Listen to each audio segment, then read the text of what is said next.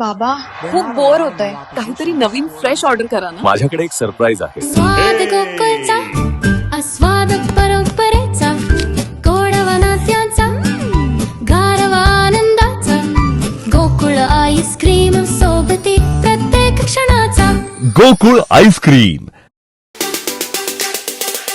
दिनांक 13 एप्रिल रोजी नगरपंचायतची विशेष सभा घेण्यात आली आणि ह्या सभेचं एकमेव उद्दिष्ट होतं की जी एकूण 21 टेंडरांना मंजुरी देणं गरजेचं होतं, पण विशेष करून त्या विषय पत्रिकेवरच ती रद्द कशी करण्याच्या बाबतीतला विषय पत्रिकेवर ठराव ठेवण्यात आला. विशेषतः म्हणून आम्ही सर्व, मी असेल, आमचे सर्व सदस्य असतील, आणि सभागृहाला सुरुवातीला सांगितलं, आपण काही मित्र, पत्रकार मित्रसुद्धा उपस्थित होता, की मुळात हा विषय त्या सभेचा विषयच नाही. कारण कुठच्याही टेंडर मंजुरीला आर्टिकल 93 खाली विशेषतः विशेष समिती जी नगराध्यक्ष आणि मुख्याधिकारी यांच्या विशेष समितीने मंजुरी द्यायची असते, जे इस्टिमेट रेट असेल किंवा त्यापेक्षा कमी असेल आणि निविदा दरापेक्षा म्हणजे इस्टिमेटपेक्षा अभाव असतील, म्हणजे अंदाजपत्रकापेक्षा जास्त दर असतील, तर स्थायी समितीमध्ये ठेवायचा विषय आहे मंजुरीला. बाकी सर्वसाधारण किंवा विशेष समितीत तो ठराव घेण्याचा अधिकारच नाही. मात्र तुम्हाला सांगतो, ही जी 21 कामं आहेत, एकूण 27 कामं लागली होती, ती सुद्धा निवडणुकीपूर्वी नोटिसा लागल्या होत्या. एक नोटीस लागली होती 27 ऑक्टोबर 2025 आणि एक नोटीस लागली होती 30 ऑक्टोबर 2025.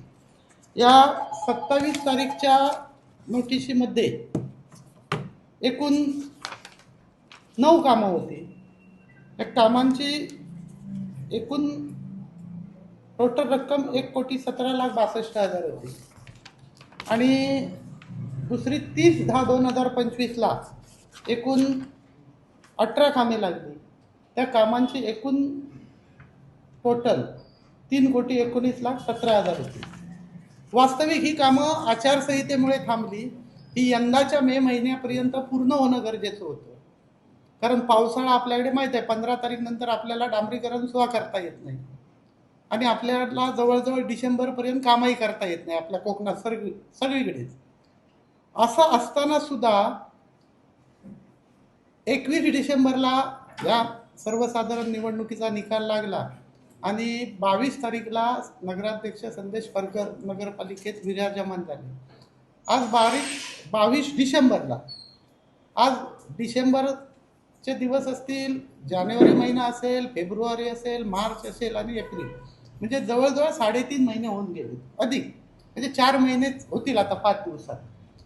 असं असताना यांनी 22 तारीखला गॅजेट झालं, 23 तारीखला झालं असेल, त्या 2 दिवसात नगराध्यक्ष आणि मुख्याधिकारी यांनी या टेंडरांना मंजुरी देणं गरजेचं होतं, कारण टेंडर प्रक्रिया ही पूर्णपणे पारदर्शक झाली.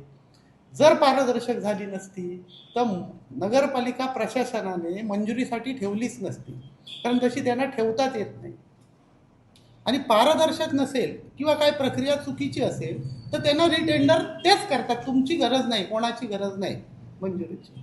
असं असताना सुद्धा ह्या ठेकेदारांना, यामध्ये जवळजवळ 8 ठेकेदारांनी कॉम्पिटिशनला भाग घेतलं होतं आणि यामध्ये काही कामं एकूण 1 2 3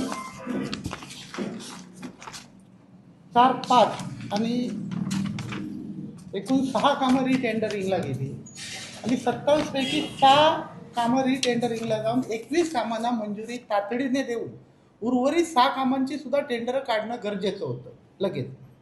तसं न करता फक्त ठेकेदारांना मॅनेज करण्यात त्यांनी 4 महिने घालवले.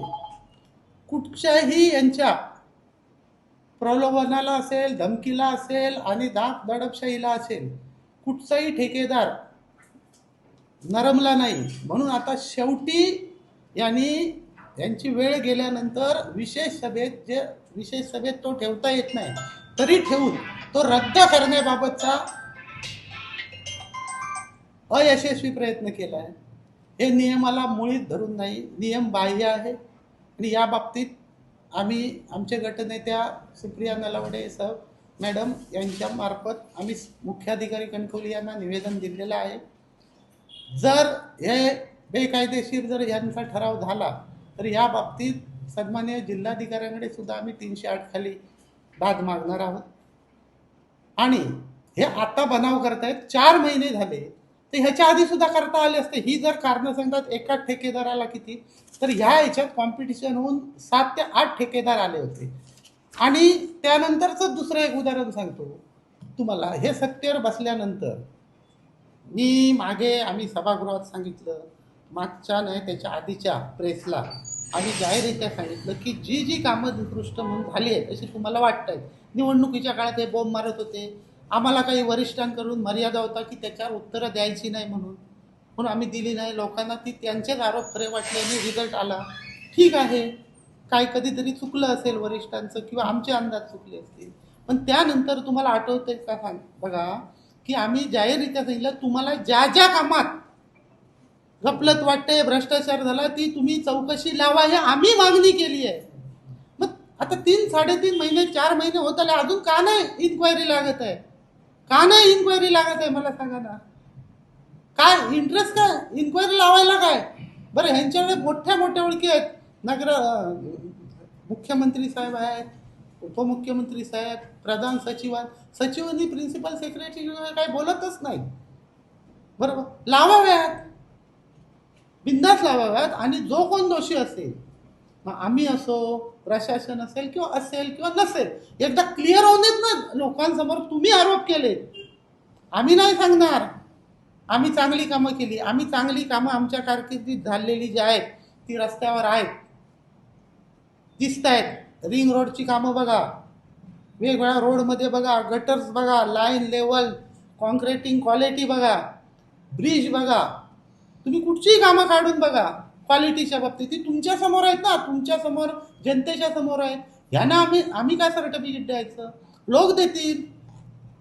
आणि जर निकृष्ट झाली तर त्याच्यासाठी सिस्टम आहे ना, त्यासाठी त्यांनी रितसर तक्रार केली पाहिजे.